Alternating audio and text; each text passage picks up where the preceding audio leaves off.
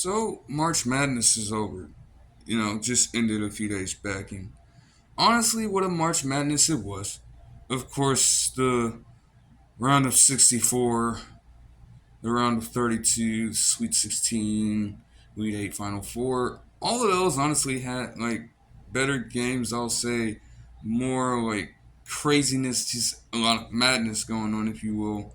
And then, of course, the championship with UConn and San Diego State was honestly a bit anticlimactic, you know.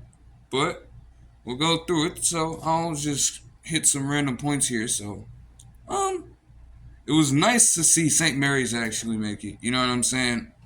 But I guess what the issue is with them, and honestly, in a sense, Gonzaga is clearly like a powerhouse team, but they can never seem to really get it through. But the problem with teams like Gonzaga and I guess St. Mary's, in a sense, the West Coast Conference.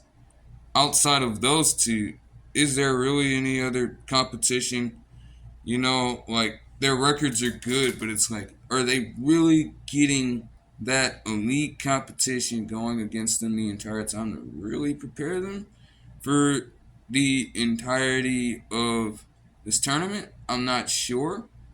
You know, now St. Mary's, they're all right, and Gonzaga, they got to a good point. I didn't expect them to get beat in the fashion they did, but they reached that point. Um, you know, a whole bunch of the top seeds got knocked out, but out of all of them, Purdue losing to Fairleigh Dickinson honestly didn't shock me.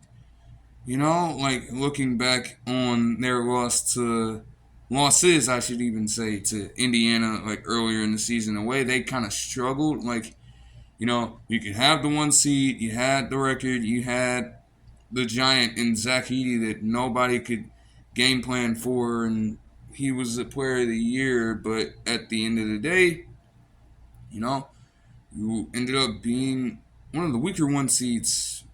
Honestly, I've seen throughout my entire time, just briefly following March Madness and things of that nature. Fairleigh Dickinson just wanted it more. Honestly, they wanted to win, and they went out there and they did their thing. You know, um, I'll touch on this a bit later too, with how this might affect some prospects. But let's just say Alabama, I guess, for what they were doing, kind of underwhelmed. You know, but it's all right on their part. San Diego State, honestly, that was just the craziest thing ever, bro. Because when I got shown how that shot against Florida Atlantic actually went, the fact that he was so close to stepping out of bounds, honestly, and then you have a game winning shot like that, but you were that close to being out of bounds. Like, a few things go different ways. You could have had Florida Atlantic in the damn national championship playing against UConn. You probably would have gotten the same result, but I mean, again, it's just so wacky, man. I could not understand how Furman and Maryland even made it past the.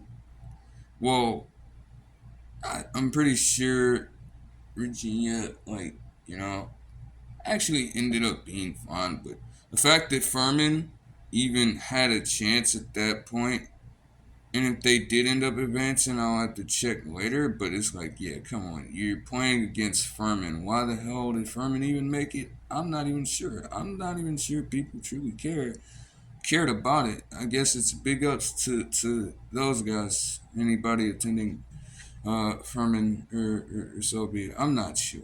All right, but you know that is one thing about March Madness, generally speaking, though. You know what I'm saying? Like, any school gets a chance. You've seen it with the University of Loyola Chicago's. You've seen it with the UMBC to ironically end up beating Virginia too. Um, and not to mention Princeton.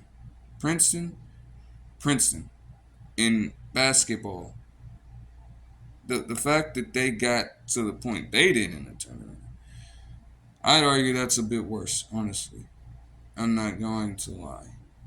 Um, Duke, hmm, it's kind of weird with Duke. I mean, like, can you really say honestly that Duke would have went far if they still had Mike Krzyzewski? I'm not sure. Like, I don't believe that you could say that John Shire is the next coming of Krzyzewski, but I mean, you know, like you're gonna have some, hardcore Duke followers say that okay, we probably could have gotten further if Coach K was there, and I'm honestly not entirely sure that would have been the case. You know, like it's like it is hard, honestly. Like you are a blue blood school. Duke has been doing it for a while. Kansas has been doing it for a while with Bill Self. You know what I'm saying? But it's like it's hard to consistently do that in this day and age. Um, you know, K State, Kansas State. First of all, I just gotta give up some big respect to Keontae Johnson because I honestly was unaware that those were things he experienced, and then he ended up becoming one of the top players in the nation.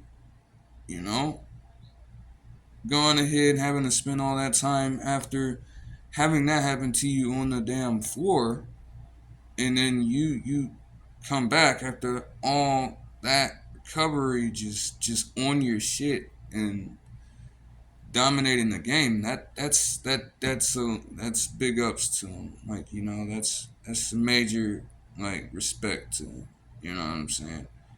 K State actually did well. Like their coach was in his first year, and they're doing this. Like Kansas State, anybody following them, like you might have something on the way. You know what I'm saying? It'll just take a little bit because like there are those other teams out there that there are teams. There are clearly teams in this who are more built for it than others. But if you got Kansas State doing this in their first season under a new head coach, then like they can they can go very very far. I wouldn't count them out in the future. Um, you know, Houston also like they kind of they didn't underwhelm as much as Alabama did, but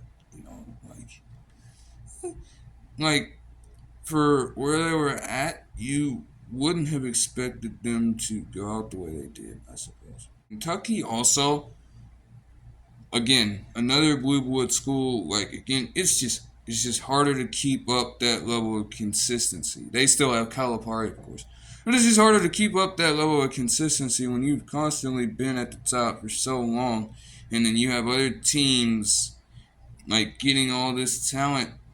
It gets harder. It gets harder. You know, to just continue to win. You know, but Kentucky is always just you can never truly count them out. You never count Kentucky out in this situation, but it more as better talent starts to pour in with these recruiting classes. It's just something to look out for. Well, I guess from the outlook of things, from the way they went out, people are gonna start looking at Brandon Miller a bit more undecided on how he could fare in the league. You know, not to mention with all the stuff he already has going on off the court. That's another completely different story. You don't, you shouldn't be in the position he's in, finding yourself in a situation like that. But the way he performed on the court, that's gonna turn heads in a manner you don't want as a possibly top three prospect in the draft. And again, of course, from a college basketball standpoint, the top two, prospects, Scoot Henderson and Victor Wembanyama, they don't even play college basketball.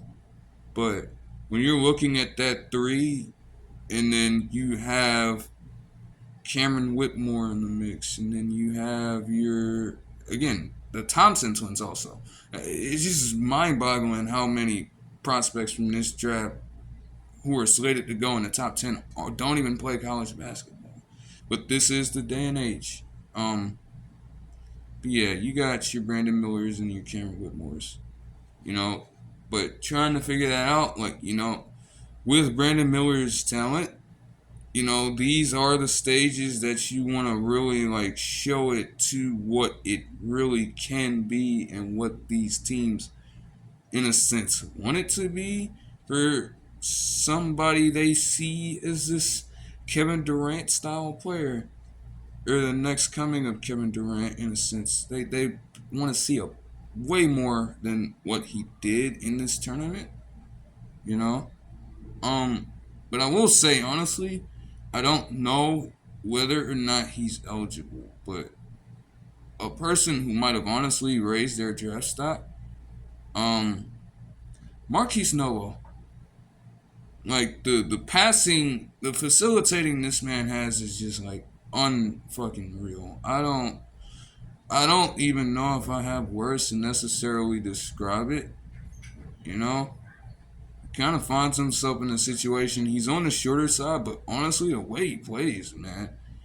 And he was also some of their, like, when they needed a bucket, they went to Keontae Johnson sometimes for Kansas State. But they went to Marquise Noah for like some of the bigger shots, and he delivered most of the time. And if you can have a player coming in and doing that, like he could be like real good. The only thing is the height, and you don't want to find yourself when you're that height. You don't want to necessarily find yourself in the Isaiah Thomas. You don't want to find yourself in the Isaiah Thomas dilemma as a shorter point guard. That's like honestly, that's the only thing. That is the only thing. But if he gets a chance, like he could really do some things. Also, can like Drew Timmy from Gonzaga. I've been like just it's just always been the case. Like once he gets into the league, he gets on the right team. Like he is, man. Like I like there is a ceiling, but it's honestly like so high. You know what I'm saying? Like he could really be a very very solid player in the league. You just gotta get him on the right team in the right system. You know, like Gonzaga. It's just always something about Gonzaga, I guess, in a sense, getting forward talent. Like the thing is though, historically, you got your Zach Collins, you got your Rui Hachimura, so I guess it's like a boomer bust sort of thing. Yeah, it's gonna be interesting to see how Nick Smith Jr. fares. Uh, you know, like Arkansas didn't really get a chance to do much in the tournament, and in turn, that left Nick Smith Jr. with a lot of opportunity to really show his true game. So just have to wait until the draft for that.